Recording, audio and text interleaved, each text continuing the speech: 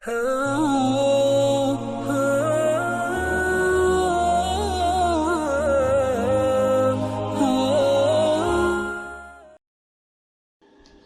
باللہ من الشیطان الرجیم، بسم اللہ الرحمن الرحیم۔ السلام علیکم ورحمۃ اللہ وبرکاتہ۔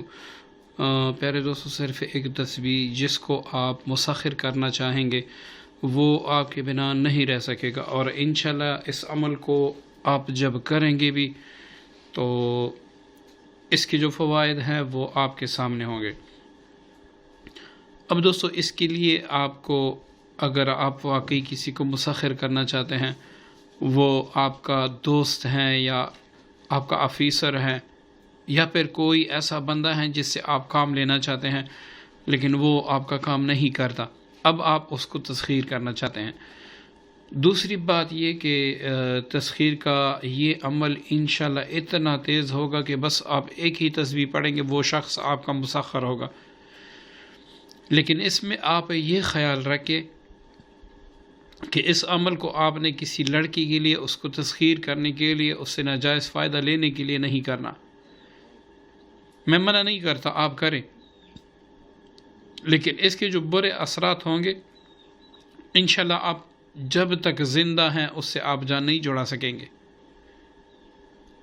اور اسی طرح کسی لڑکے کو غلط استعمال کرنے کے لیے کوئی عورت کرے یا پھر کوئی مرد کرے تو ایسے آپ نہیں کر سکتے۔ اگر آپ یہ عمل اس کے لیے استعمال کریں گے تو انشاءاللہ آپ دیکھ لیں گے جو آپ کے ساتھ ہوگا وہ پھر آپ خود دیکھ لیں گے۔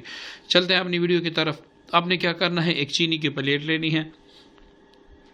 چینی کی پلیٹ لے کر جس طرح میں آپ کو دکھا دوں، یہ چینی کی پلیٹیں عام بازار میں مل جاتی ہیں۔ اب آپ نے چینی کی پلیٹ لینی ہے، اس میں آپ نے اس طرح سے اصحاب کہف کے نام لکھنے ہیں: یملیخہ، مکسلمینہ، کشفوتت، ازرکت یونس، کشافت یونس، تب یونس، یوانس، بوس و اسم کلبہم کتمیر۔ یہ آپ نے لکھنا ہے۔ اب اس کے بعد آپ نے کیا لکھنا ہے، جس کو آپ نے تسخیر کرنا ہے، ٹھیک ہے، آپ نے وہ لکھنا ہے کہ اللہم سخر، اللہم سخر قلب فلاں بن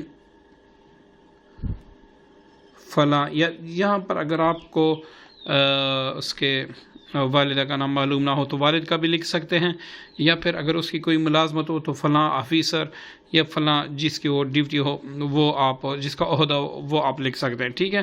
اللہم سخر قلب فلاں بن فلاں من محبت۔ یہاں پر اب آپ نے اپنی والدہ کا نام لکھنا ہے، ٹھیک ہے جی۔ یہ آپ نے لکھ دیا۔ اب آپ نے کیا کرنا ہے، آپ کے بازار میں پنسار کے سٹور ہوتے ہیں، وہاں پر جا کر آپ نے تقریباً 1 پاؤ موم لے کے آنا ہے۔ موم لانے کے بعد آپ نے وہ سارا موم اس پلیٹ میں ڈال دینا ہے۔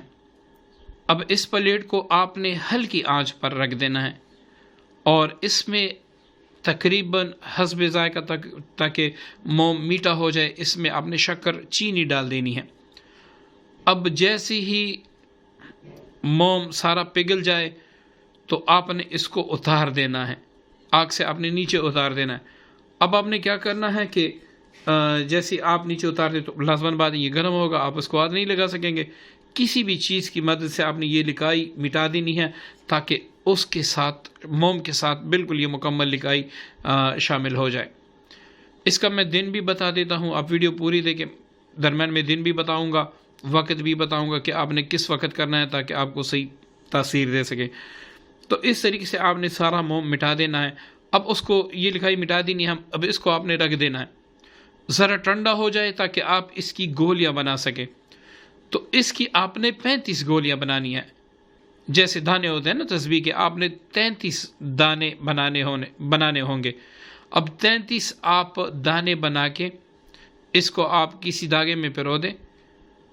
اب جیسے یہ مکمل سوکھ جائے تو شب جمعہ میں آپ نے یا پھر شب اتوار کو یا شب سمار کو آپ نے ایسی جگہ پر جہاں پر کوئی آواز آپ کو بالکل نہ آئے، مطلب کہ کوئی خلل نہ ڈال سکے، آپ نے ایسی جگہ پر بیٹھ کے یہ سارا آپ نے اسی طریقے سے 3 تسبیح آپ نے پڑھنا ہے۔ اگر آپ نے 100 دانوں کی تسبیح بنائی ہے تو آپ نے 1 تسبیح پڑھنی ہے، اگر آپ نے 33 دانوں کی تسبیح بنائی ہے تو آپ نے 3 تسبیح اس کو پڑھنا ہوگا۔ اب جیسے ہی آپ یہ سارا کچھ پڑھ لیں، الہی برحمتی مکسلمین کشفوت اتظر الآخر اللہم ساخر قلب فلاں بن فلاں من محبت، یعنی میرے محبت میں یا اللہ فلاں کو بے قرار کر دے، اس کو میرا مسخر کر دے، یہ آپ نے 1 تسبیح پڑھ لینی ہے۔ اب پڑھ لینے کے بعد آپ کے پاس عطر پہلے سے موجود ہونا چاہیے، اس پہ آپ نے دم کرنا ہے۔ وہ عطر آپ جب بھی لگائیں گے انشاءاللہ یہ بندہ ہر بات آپ کی مانے گا، جو جائز بات ہوگی وہ ہر بات آپ کی مانے گا۔ اب دوستو اس کا وقت کیا ہے؟ اس کو آپ نے اتوار کے دن، جمعرات کے دن یہ لکھنا ہے اور سارا کچھ کرنا ہے۔ اس کی تسبیح آپ نے اتوار یا جمعرات کے دن بنانی ہے۔ آپ نے کرنا شب اتوار کو ہے یا شب جمعہ کو ہے یا شب جمعرات کو ہیں، ان راتوں میں آپ اس عمل کو کریں گے انشاءاللہ پہلی ہی تسبیح سے وہ مکمل آپ کے کنٹرول میں آ جائے گا۔ آپ کے پاس تیل ہوگا، آپ تیل پہ دم کریں گے، جب بھی آپ لگائیں گے اس سے کوئی بھی آپ کی جائز مراد ہوگی تو انشاءاللہ وہ پوری کر دے گا۔ لیکن شرط یہ ہے کہ آپ نے اس تمام عمل کو لکھتے وقت، پڑھتے وقت اپنے مطلوب کا جس کو آپ مسخر کرنا چاہتے ہیں آپ نے مکمل اس کا تصور رکھنا ہے، تصور آپ کا ادھر ادھر نہ بھٹکے، اگر کبھی بھٹک بھی جائے تو پھر بھی آپ نے تصور ادھر ہی رکھنا ہے، کیونکہ آپ کا سارا جو کام ہے وہ تصور سے بنتا ہے۔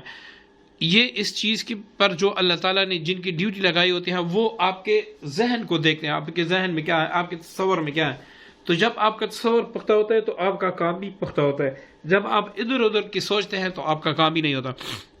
دوسری بات، جب یہ عمل آپ کر لیں اس کے بعد آپ نے تسبیح اپنے پاس محفوظ رکھنی ہے۔